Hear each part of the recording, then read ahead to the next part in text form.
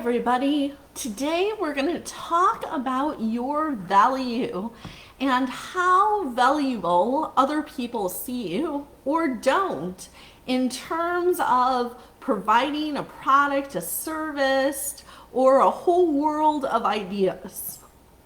Hi everybody, my name is Josephine Hannon, but you can call me Jose. I'm the founder and CEO of Promote Her Business, where it is our mission to promote your business and each other, say it with me now, online, offline, all the time. And something we want to do all the time is be very intentional about not just bringing value to the world as women entrepreneurs, but also making sure that our value is perceived and received. Okay, so I want you to take a minute and just be really in your body, really feel into how valuable on a scale of 1 to 10, when you're out there in the marketplace talking to your ideal audience, how valuable do you feel?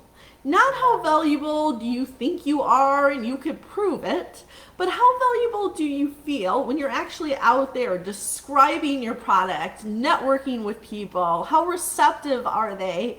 You know, how much do they give you a benefit of the doubt if they don't really know you? How much do you feel like they're willing to pay for what you have and really appreciate that it's only that much and not more because you're given so much value, right? So my question once again is, on a scale of 1 to 10, how much do you feel valued, in the marketplace with your market? And you don't have to put that as a comment, but you could comment around, anything that's coming up for you, but do note it somewhere, because the only way to see if we're improving is to start with somewhere, right? To start with a specific number, because you can't improve what you can't measure. So I want everyone to have that number, in your head and be looking at it and look at how you're growing in the months to come in our Promote Her Business community as you keep being more intentional about the value and other people's perception of you. Now, being valuable doesn't just come natural to many of us. And I can tell you, especially as somebody who is an introvert, I can tell you from a very young age, my value was not always perceived. And also as a creative. And I'll give you an example of this. When I'm going to guess like 6 or 7, maybe 8 years old, young kid, I would go to the library and I would go to get books, and I'd go to the same librarian in the children's department, and I would say, hey, I'm looking for books without any words. And I kept going in there and asking for more and more books without words. And then one day the librarian was really concerned. She thought that I was stifling my reading, or I had some learning difficulties. And so in my world at the time, I felt like she tattletaled on me to my mother.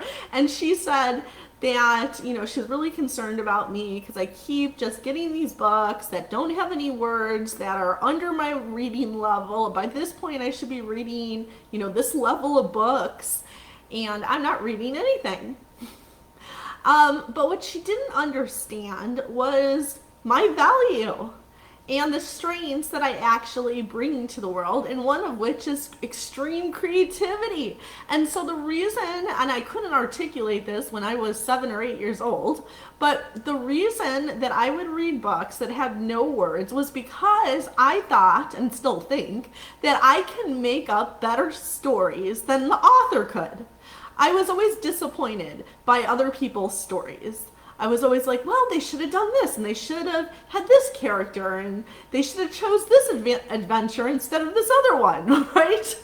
And so my adventures were always better and more exciting and more liberating, and I could see myself in them more.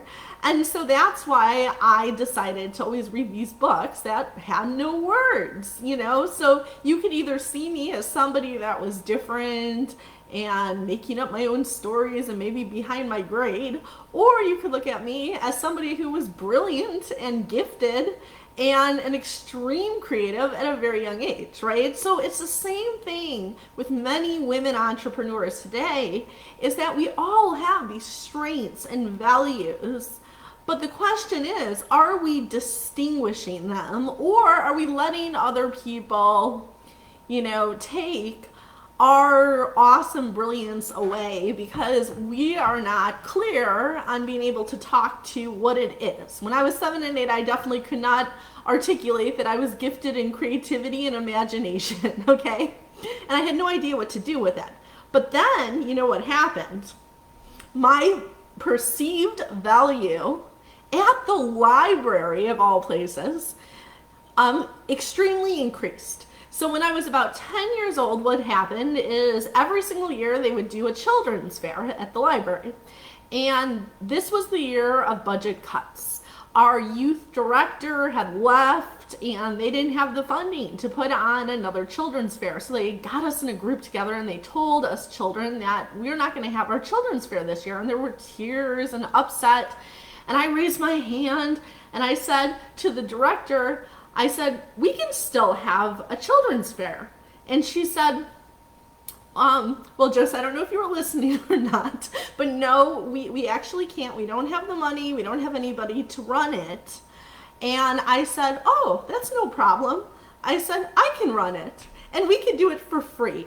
We have all the games that we need for a children's fair in my garage and in my basement, and I have at least 4 other friends that have games, and even better games than the ones we've been doing in the past, and we can create our own games, and we have volunteers because all my friends are going to be willing to do it. We don't need adults. And all we need is a room, and even if we don't have a room in the library, we could just do it outside. That's where we play anyway. And what happened from that is we actually had a children's fair that came out of it on no budget whatsoever, adult supervision from the head librarian. But that wouldn't have happened without what? Imagination, right? The reason that I was so confident was not because I was a super extrovert. I was an introvert who read books in the corner that had no words, okay? I wasn't a crazy extrovert. I wasn't somebody that usually pushed back on things, but the reason that I was able to stand for the children's fair was because I knew that I had dreamt up this idea that I could really see manifesting, and I believed it so much in my heart that I put that above my discomfort of being an introvert and not usually pushing back against authority figures, right? And that same librarian who just years before had questioned my value, and maybe saw me as a liability to my age group, now saw me as an asset to the library, and not just to adults and to the program, right? Imagination, says Elizabeth. So cool. Yes. And so imagination is all how you position it, right?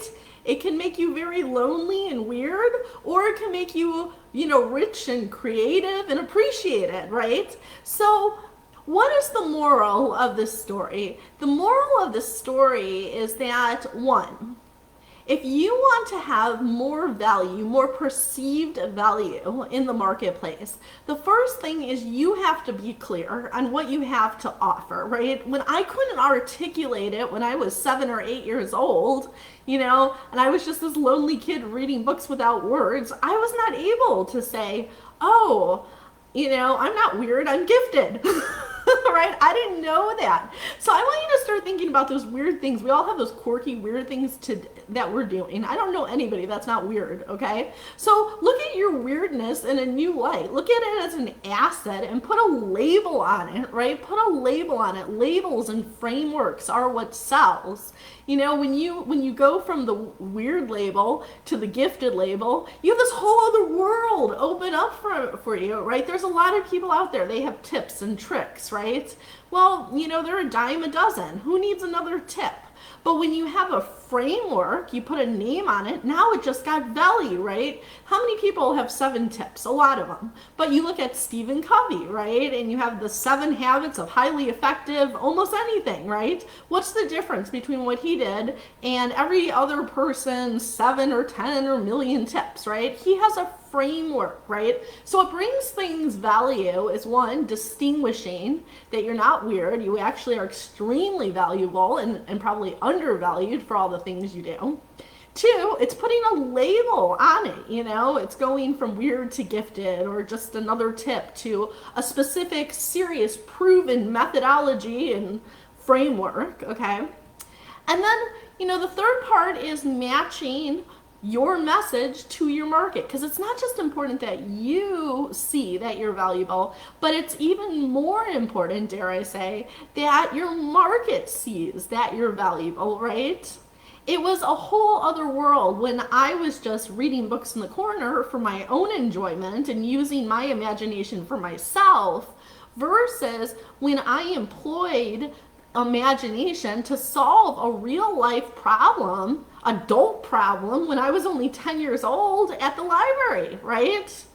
So move your thinking from, you know, you're doing this because you like to do this, you like to coach people, you like health and wellness, you like being creative and writing stories, to it not being about what you like and you just doing your passion, but rather, how does your passion make a difference for others? Focus on them, not just on you doing what you love. Okay? And it will be received entirely differently, right? And then the last thing is, let's be a stand. Let's be a stand for our greatness and what we're offering, because people are going to push back. I mean, I'm like this 10-year-old kid and the head librarian is giving me objections, right? And it was amazing that I actually stood up to her. I kept my ground, and no matter what question she asked me, I had an answer. Like she even said to me, I remember, she was like, well, you know, but even if you have games and you have volunteers, you know, we need to make sure that people actually show up. And I was like, I don't understand the problem. I said, my concern is not that people won't show up. My problem is I think too many people might show up to fit in this room, because I have friends that are in ice skating and in my band and in my dance class and in my Girl Scout troop, and then of course my neighborhood, and then of course my friends, and then their cousins, and I'm like, you know, everyone's gonna show up for this thing. Right? So I was able to be a stand, and not only was I, but my very best friend, Vanessa, I remember she was also part of our youth library group, and she was like, yeah, I'll do it. And if Joe's puts on the children's fair, she's like, I'll do the face painting. I even have face paints from Halloween. So she was my first woman entrepreneur who was an ally to me, who was a promotion partner to me, right? So the other thing is not just standing for our brand as women entrepreneurs, but being a stand for each other. Stop questioning each other's values and start being a stand for how awesome all of us are, right? And then the ultimate goal of perceived value is, you know, you're successful when your audience sees that what you're giving is more than what it's costing. Say it with me. What I'm giving is more than what it's costing. One more time. What I'm giving is more than what it's costing them. Okay? The minute they see that, that's a deal. Okay? So you want to make sure that whatever you're presenting to them is more of a positive than it is a negative in their head, right? It's more of a benefit than a drawback. Even though I was probably a bit of a liability as a child running a children's fair, the benefits, I made the benefits sound so amazing that the head librarian basically temporarily hired me as you know, 6-figure staff, being all zeros of the 6 figures, volunteer, right? At a very young age, you know, to run a big event that was previously run by an adult. Why did she take that chance on me? Because I made it so convincing, right? Like I had so many pluses that it outweighed the negative that I was a kid, and that was the first time I ever ran a child's fair by myself, right? With supported mentorship, right? So, how can you do that? How can you make sure, look at what you're offering, look at how you're positioning it, and really check in to see, even for yourself, do you hear what you're offering as something that has greater value than what it costs? And is that coming across to people, or is there something missing that they're still seeing that it's more expensive than what it's worth? And as long as that's there, you're going to get more rejections. Does that make sense to everybody? Cool. So I really hope everybody has an awesome week this week. For all our members, I'm looking forward to seeing you at our global networking circle coming up tomorrow, where we do win-wins with each other. We develop deeper relationships quicker. We talk about being healthy hers, and we roundtable on the principle of the month, which is your networking, which is one of the most important skills you can possibly have in your lifetime, no matter what you do. So you're definitely going to want to be there. And if you're like, well, Joe's, how do I become a member? What does that look like?